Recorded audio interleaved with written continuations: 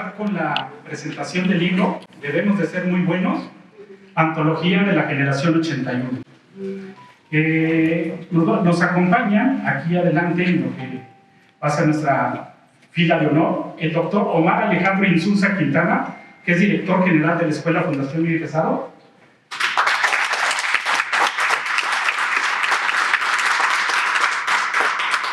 Nos acompaña Armando Mejuello Hernández, editor del libro que presentamos esta tarde.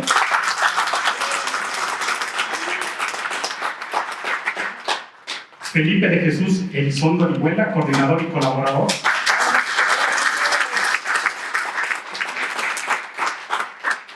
Francisco Hernández Avilés, colaborador y defensa central de la selección nacional.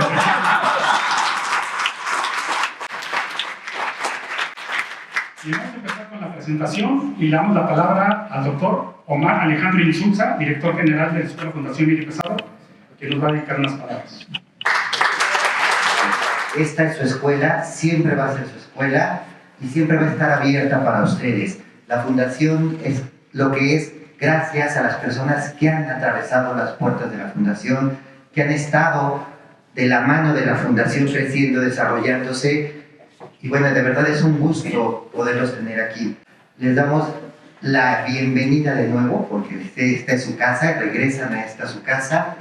Y que sepan que aquí siempre van a estar abiertas las puertas para ustedes y de verdad agradecerles infinitamente que nos permitan a las nuevas generaciones, a aquellos que formamos parte actualmente de la Fundación, ser parte de esa historia que ustedes son dentro de la Fundación y que bueno, siempre han estado en el corazón de la Fundación y espero que la Fundación en el corazón de ustedes. Escucharemos al compañero Francisco Hernández Avilés con el tema Los años 70. Por favor, Paco. Claro que te acuerdas. Era cuando Avenida Hidalgo iba en sentido hacia División, ahí donde pasaba el trolebús que iba hasta la Vicente Guerrero. Acuérdate que una moneda de 5 pesos con Allende de perfil nos alcanzaba para submarinos, canguros, subus, certs, motitas y salvavidas de colores o de mantequilla. Acuérdate de que en septiembre, cada año, desfilábamos con todas las escuelas de la zona por esa avenida hacia el centro de Coyoacán, y que en esa misma avenida estaba la tienda de Don Lalito, que de tan bajito teníamos que adivinar si estaba o no estaba. Y casi al final, la papelería. Y ahí preguntábamos, ¿tiene la orografía de la República Mexicana? Sin nombres, por favor. Por esa época empezaron a vender más televisores a color. Por primera vez vimos el amarillo de Brasil y el naranja de Holanda. La Pantera Rosa, Don Gato, Ultraman y el Hombre Nuclear fueron durante muchos años historias en blanco y negro. Acuérdate, amigo, de que en el Excelsior de los domingos esperábamos la sección de monitos con el Príncipe Valiente, Mandrake, Roldán el Temerario y Mafalda. Y que ese gusto literario lo combinábamos con la superentretenida literatura barata, el Fantomas, el Calimán y el Capulinita. No sé yo. Trata de acordarte de que nos íbamos caminando al Galaxia, al Dorado 70, al Pedro Armendáriz, y cómo salíamos boxeando unos con otros después de ver la tranquiza que le daban a Rocky, y que con escobas láser éramos Han Solo y Luke Skywalker. Y de que una gran preocupación era contar los números de los boletitos del camión a ver si teníamos la suerte de que saliera un 21. Yo nunca supe. Y de las estaciones de radio, ¿te acuerdas? Que los peluqueros sintonizaban Radio Joya y en todas partes se oía Radio Variedades, Radio Éxitos, oigo Radio Centro y la estación más adelantada a su tiempo, Radio 590. La bandera. Acuérdate del Sol nace para todos. Y la más famosa canción de los 70s que superó a La Montaña y al Gato en la Oscuridad. Una pieza que todo el mundo cantaba y que se volvió símbolo de una época. Nada te llevarás cuando te vayas, cuando se acerque el día de tu final. Acuérdate que en esos años fue cuando la Secretaría de Educación Pública entregó por primera vez los libros de texto que explicaban algo de sexualidad y que los maestros nos pedían inexplicablemente no abrir el libro de esa unidad. Esos fueron los 70s. Los que vivimos en las calles, en la ropa, en la tele, en las combis, Mustangs, LTDs y bochitos. Los 70s de Ángel Fernández, Bruce Lee, Roger Staubach y Carlos Zárate. Sobre todo, amigo, acuérdate del azul, el mejor azul de nuestro uniforme de gala. Era el mismo de las elecciones. El azul de una generación de niños que siempre ha estado orgullosa de su escuela. Una generación que no siempre fue afable y serena, pero que ha intentado ser honesta, capaz y feliz. Nuestra generación, la generación 81. Muchas gracias. Dentro de lo que está el libro, vamos a leer unos fragmentos de ahí. Nuestro primer lector será el compañero Carlos Hernández, alias el Chapi. Bueno, una de las mejores experiencias que tengo grabada en mi mente de la escuela es aquella que se nos inculcó por parte de los profesores, maestros y personal docente, la práctica y el amor en el deporte. Durante mi niñez y adolescencia adquirí un cariño especial hacia los deportes y particularmente por el fútbol. Creo que cada equipo se integraba de más de cerca de 20 de nosotros. Cada equipo, para poder jugar en ese espacio reservado para los más pequeños de la escuela. Se habían colocado en los costados de la cancha de fútbol unas porterías de metal pequeñas, compuestas por 4 postes naranjas.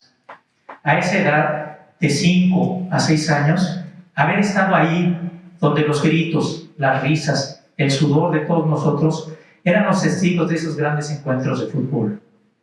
Fue lo que dejó impregnado en mi corazón esa pasión hacia el deporte y el gran respeto y cariño que siento por todos mis amigos con los que conviví a través de los años en la escuela.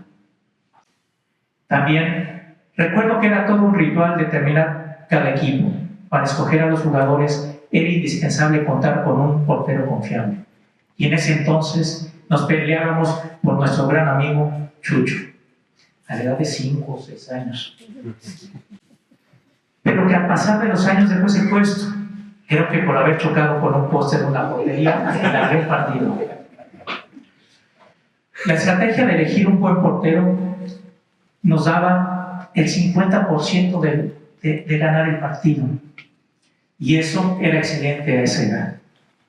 Por cierto, al cabo de 2 años en la escuela, la posición de guardameta heredó nuestro amigo Juan Antonio Sánchez, quien tomó ese estandarte y quien al pasar de los años, me parece, se convirtió en el mejor jugador de nuestro equipo.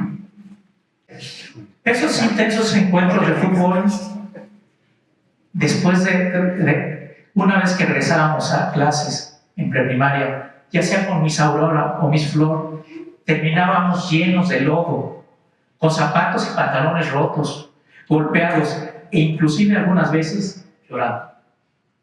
Pero eso sí, con la esperanza de volver al día siguiente para competir y salir victoriosos en el partido de recreo. La máxima de ilusión a esa edad era llegar a jugar en el campo central.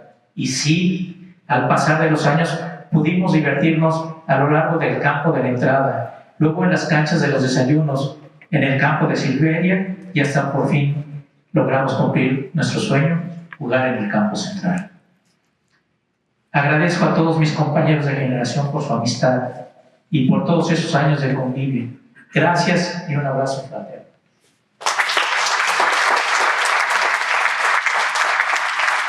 Ahora el compañero Felipe Elizón Orihuela tomará la palabra con el tema La Generación 81, a 45 años de que egresamos de la tercera.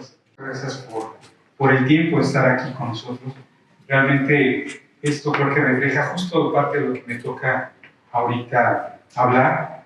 Y no es más que una reflexión, es una ratificación del agradecimiento de esta solidaridad y esta pertenencia que transmitimos entre nosotros. Curiosamente, creo que replicamos mucho de lo que todas las generaciones de la escuela deben sentir o tener.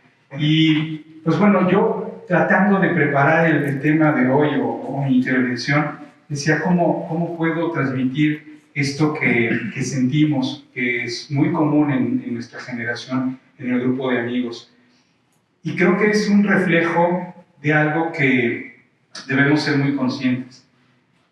La enseñanza es más efectiva a través del ejemplo.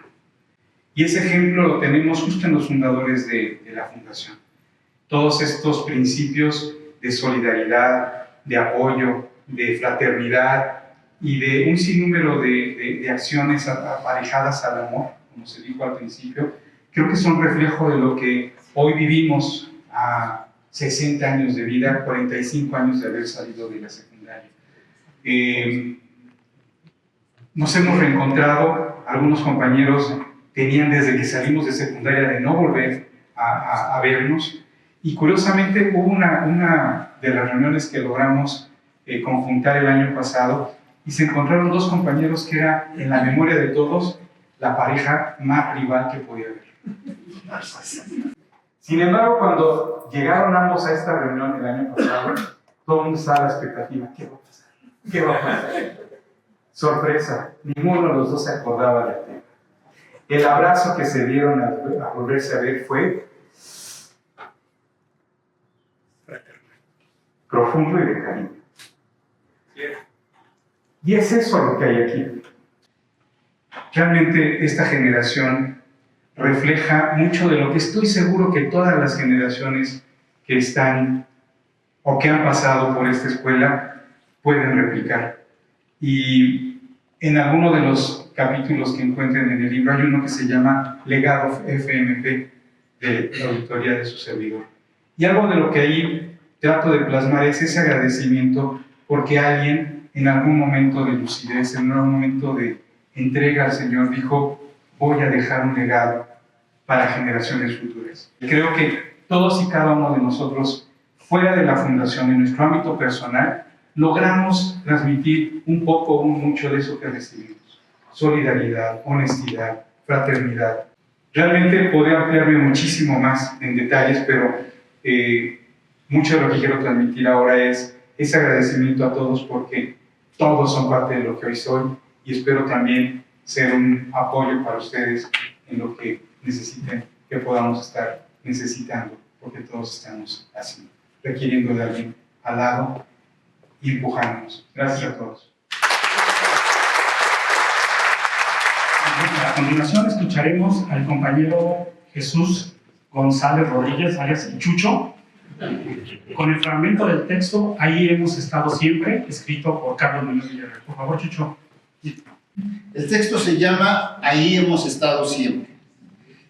A mí siempre me fascinaron aquel gran predio en Coyoacán que albergaba la escuela y aquel viejo edificio con sus grandes pasillos coronados por sus estructuras de herrería y vidrios, sus techos altos, sus gastados pero sobrevivientes pisos de madera en los salones de clase y sus misteriosos sótanos a los que los estudiantes nos metíamos de contrabando la mayor parte de las veces.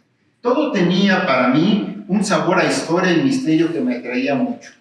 Y yo sentía, como seguramente les ocurrió a muchos de mis compañeros, que era un espacio del que nos apropiábamos y en el que transcurrió parte importante y memorable de nuestra vida. Era el edificio, sí, pero también sus personajes. Aquel cercano y casi siempre sereno señor Reversat, inolvidable director de los primeros años. Los otros directores, Manuel Arroyo y Gilberto Martínez, la flemática maestra Emma, nadie se mueva, sigan trabajando, y el bonachón señor Robles, que manejaba el viejo mimeógrafo en aquel cuarto lleno de cuadernos, mapas en rollo y un esqueleto para el estudio de la anatomía humana. El fantástico Emilio Blanco, joven profesor del segundo de primaria, que se las arreglaba para ser notable maestro, entrenador del equipo de fútbol y amigo a la vez. La Miss Aurora, la Miss Lucía, la Miss Elvira y Miss Jovita. Esa extraña práctica de decirles misses a las religiosas de mediana edad, algunas ya ni tan mediana, que se dedicaban a la docencia, debe de haber sido importada de las escuelas de tradición anglosajona de aquel entonces. El maestro Navarro, la maestra Tere, el jovencísimo maestro de la Rosa y el resto de los esforzados profesores de la primaria.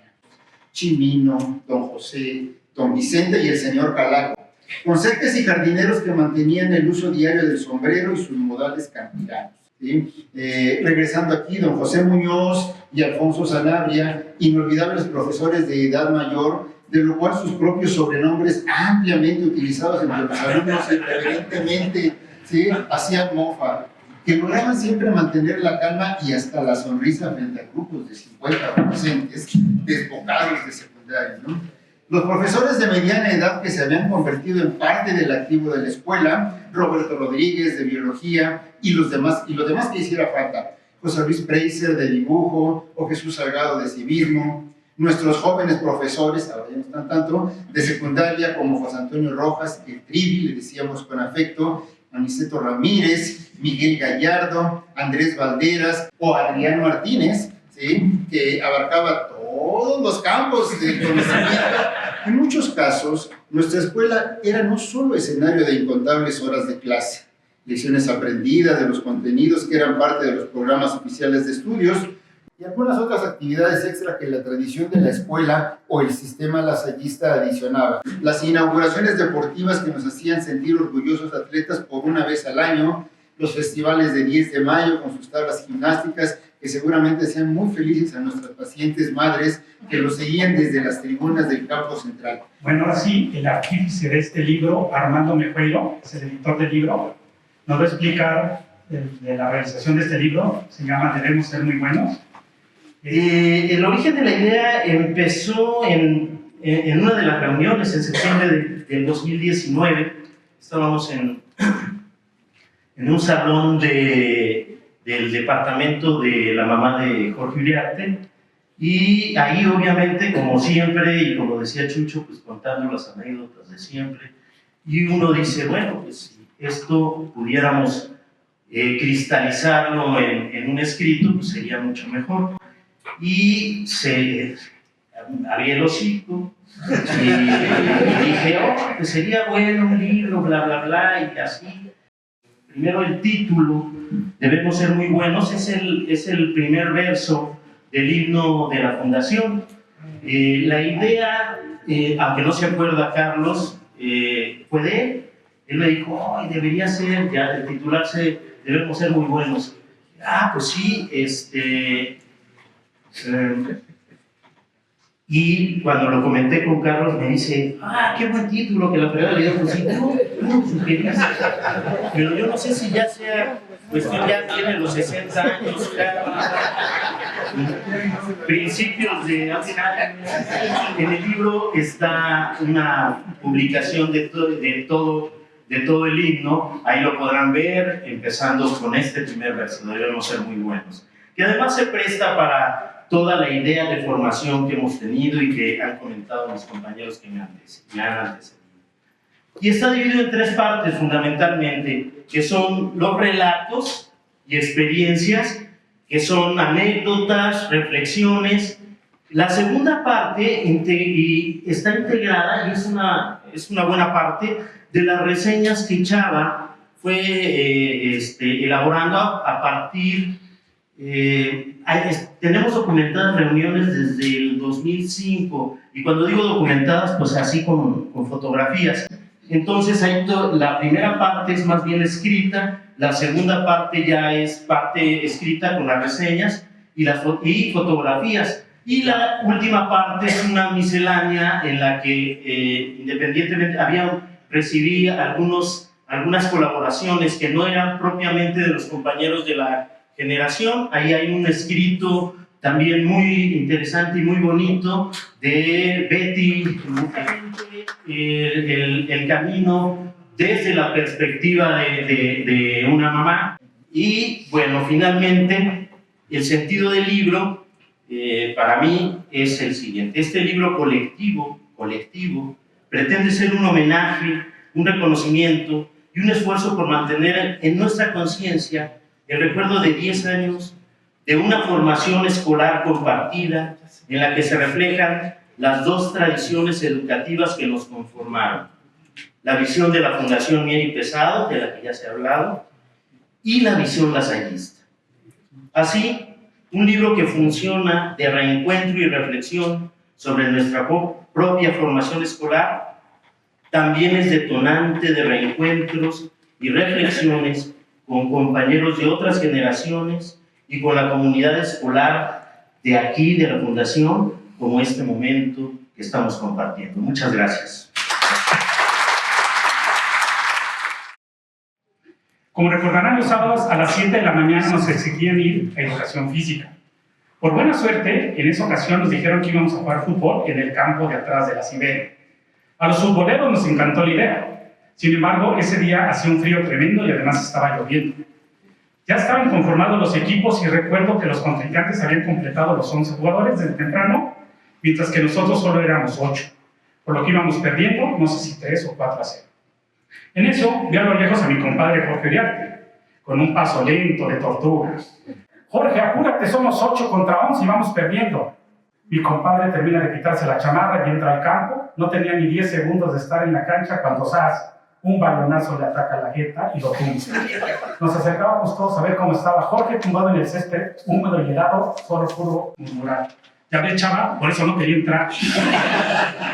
En el año de 1980, estábamos en la clase de biología y impartía en ese momento el profesor Roberto Rodríguez.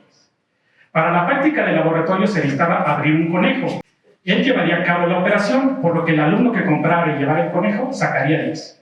Así pues, Antonio Durán Rosales se comprometió a adquirir y llevar el mamífero. Llegando el día de la clase de laboratorio, en que se sacaría el conejo y se abriría, al profesor Rodríguez se le había hecho tarde, por lo que era imposible realizar la práctica, así que decidió posponerla. De esa manera, el compañero Antonio Durán tuvo que llevarse al conejo y cuidarlo durante 2 semanas. Transcurrido el tiempo, volvió a tocar la clase de laboratorio de biología.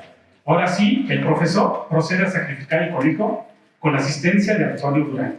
Todos los alumnos observamos ese suceso, sentados en las bancas largas del laboratorio.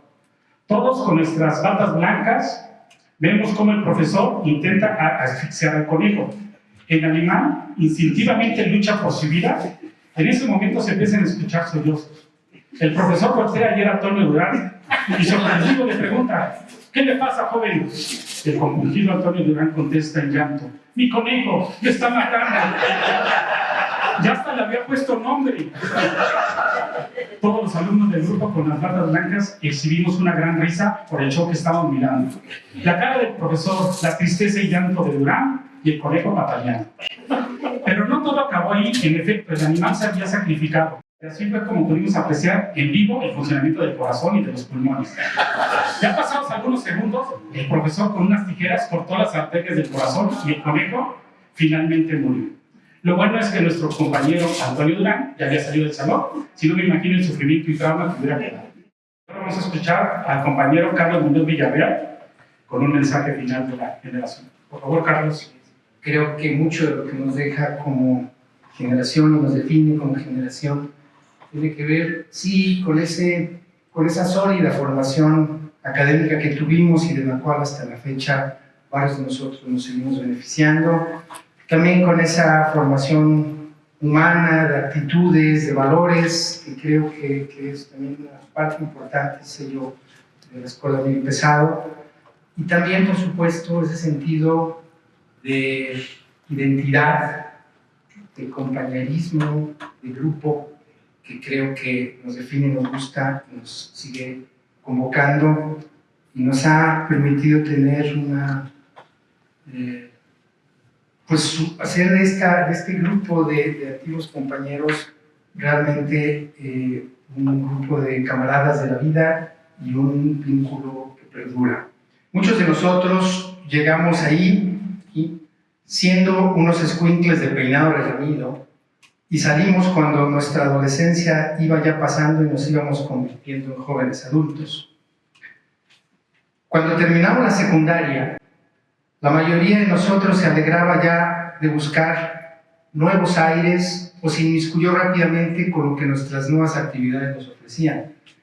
¿Cómo iba a ser así si a los 16 años el mundo te queda chiquito? Pero después, cuando tuvimos oportunidad de volver a aquel viejo edificio cargado de memorias, volvimos. Seguimos volviendo. Cuando pudimos volver al encuentro de los compañeros de la Muy Pesado, nos volvimos a buscar, nos seguimos buscando, para revivir lo que compartimos en esos significativos años, para presentarnos a nuestras parejas, hijos, nietos. para rememorar a quienes formaron parte de esa experiencia común, para recordar también a algunos de nuestros compañeros a los que ya nos tocó despedir porque acabaron su camino antes que nosotros, para debatir sin competencias, rencillas o rivalidades, por muy diferentes que podamos ser entre nosotros, y aunque nuestras vidas en muchos casos no se parezcan nada, para volver a estar juntos, para regresar a las raíces, para recrear ese invisible y poderoso vínculo fraterno. Quisiera ahora, para terminar, leer un párrafo también incluido en este libro que escribió, o con el que cierra en realidad su texto, otro compañero nuestro y muy querido amigo, Raúl Envila, que cierra así. A 20 años de salir de la secundaria, mis compañeros de generación son mis mejores amigos. Tal vez todo lo bueno y todo lo malo que vivimos en esta escuela nos marcó tanto que nuestra idea de la vida tiene muchas coincidencias. Por esto, principalmente por la enorme amistad que construimos, por sentirme parte de algo bueno, porque sé que puedo confiar en cualquier compañero egresado de este colegio, me nombro con orgullo exalumno de la Fundación Miguel Pesado. Muchas gracias. El contador público Armando Osorio Ángeles, que es director general de la Fundación Miguel Pesado, nos va a dedicar unas palabras. Yo quiero que sepan que me he quedado sin palabras. No soy egresado de aquí, pero me han conmovido con sus palabras. Y no tengo otra cosa más que decirles que uno regresa donde fue feliz, ¿no? Y eso, a mí como director general, no hace otra cosa más que llenarme de compromiso hacia ustedes. Es tan hermoso a veces cómo se administra una fundación, porque tiene que ver con esto, con el cariño, con las ganas de hacer bien las cosas, de poder cambiarle la vida a las personas, a los alumnos, a la sociedad a través de valores, para que entonces cumplamos nuestro objeto asistencial. Ese es nuestro objeto asistencial, para que podamos dejar evidencia siempre de que ustedes pasaron por aquí, de que existe el antes y el después, que existan las historias, estos relatos que nos hacen sentir vivos y que seguramente mis jefes, los patronos, estarán muy contentos de saber qué ha sido de los alumnos. Y de verdad siéntanse como en su casa, que eso fue durante muchos años. No me queda más que agradecerles de verdad, muchas felicidades por esto que han hecho hoy. Y pues bueno, les agradezco muchísimo que hayan venido. Esta es su casa, siéntanse como siempre aquí. Y pues bienvenidos a donde han sido felices. Muchas gracias.